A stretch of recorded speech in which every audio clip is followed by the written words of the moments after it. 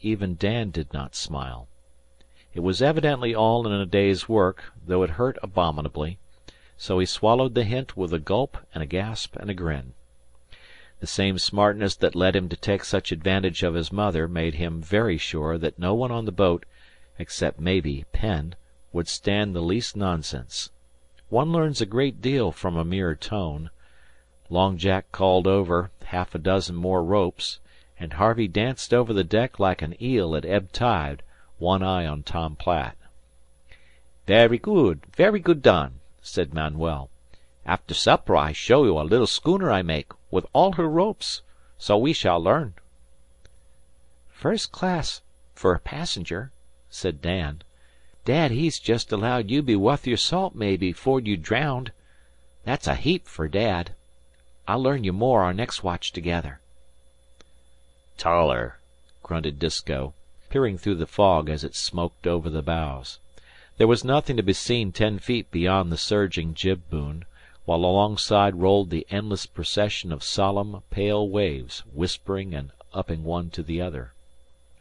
"Now I'll learn you something Long Jack can't," shouted Tom Platt, as from a locker by the stern he produced a battered deep sea lead hollowed at one end, smeared the hollow from a saucer full of mutton tallow, and went forward.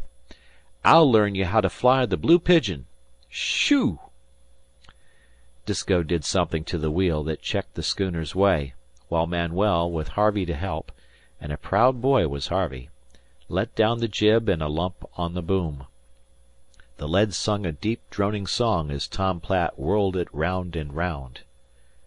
"Go ahead, man," said Long Jack impatiently. "We're not drawing 25 foot off Fire Island in a fog.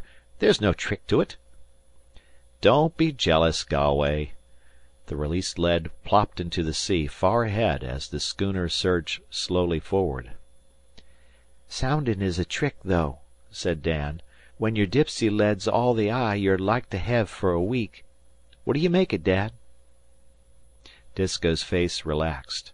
His skill and honour were involved in the march he had stolen on the rest of the fleet, and he had his reputation as a master artist who knew the Banks blindfold. 60, maybe, if I'm any judge," he replied, with a glance at the tiny compass in the window of the house. 60, sung out Tom Platt, hauling in great wet coils. The schooner gathered way once more. "Heave," said Disko, after a quarter of an hour. "What do you make it?" Dan whispered, and he looked at Harvey proudly. But Harvey was too proud of his own performances to be impressed just then. 50, said the father. "I mistrust we're right over the nick of Green Bank on old 65."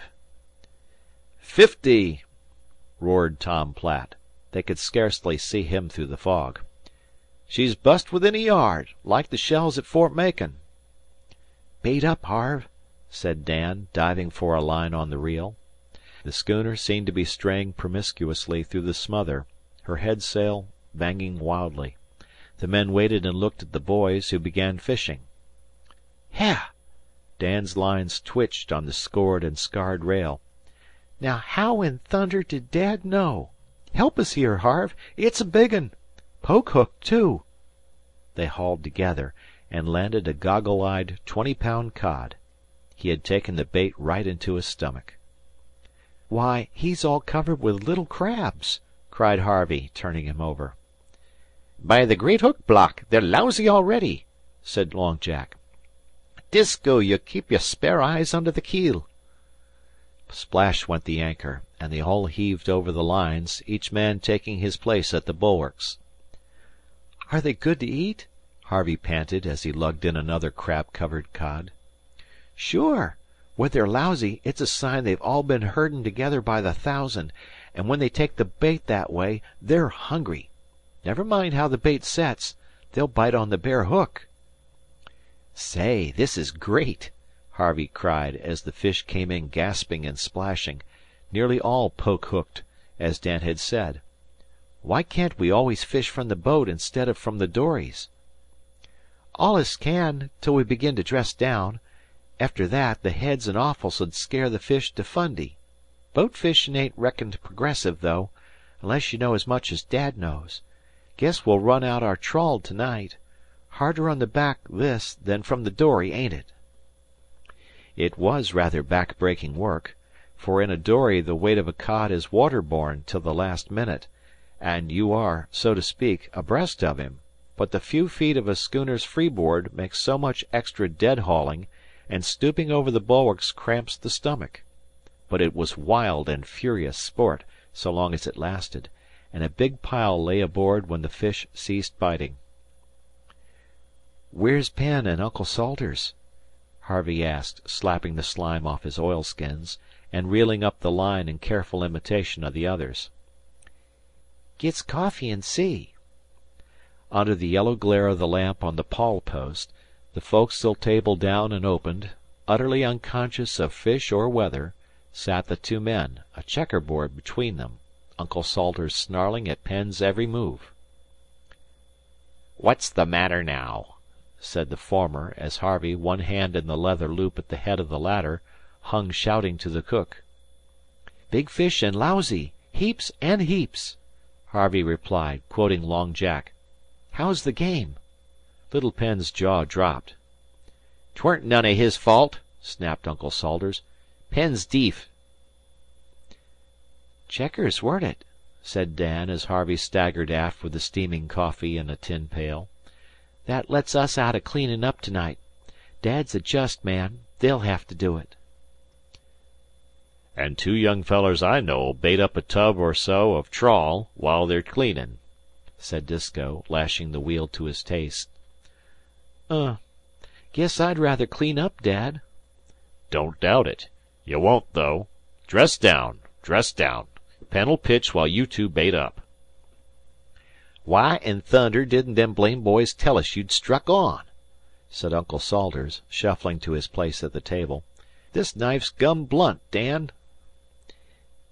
"If stickin' out cable don't wake you, guess you'd better hire a boy of your own," said Dan, muddling about in the dusk over the tubs full of trawl line lashed to windward of the house. "Oh, Harve, don't you want to slip down and git's bait?" "Bait as we are," said Disko. "I mistrust shag fishin' will pay better, as things go." That meant the boys would bait with selected offal of the cod as the fish were cleaned, an improvement on paddling barehanded in the little bait barrels below. The tubs were full of neatly coiled line carrying a big hook every few feet, and the testing and baiting of every single hook, with the stowage of the baited line so that it should run clear when shot from the dory, was a scientific business. Dan managed it in the dark without looking, while Harvey caught his fingers on the barbs and bewailed his fate. But the hooks flew through Dan's fingers like tatting on an old maid's lap.